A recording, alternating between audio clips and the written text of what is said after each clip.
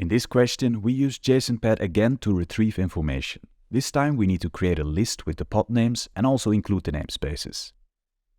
Let's first use kubectl to get all the pods in all the namespaces. And this is the complete list.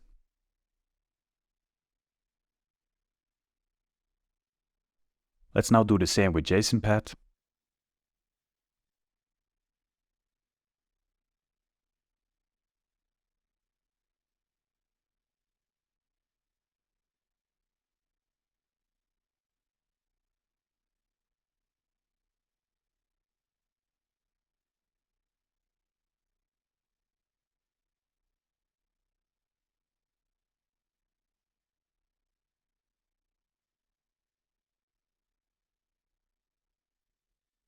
So this is the result.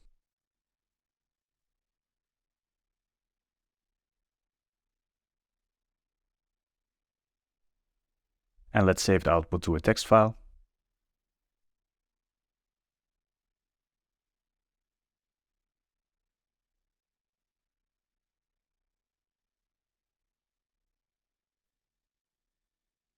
And finally, we check the content of the text file.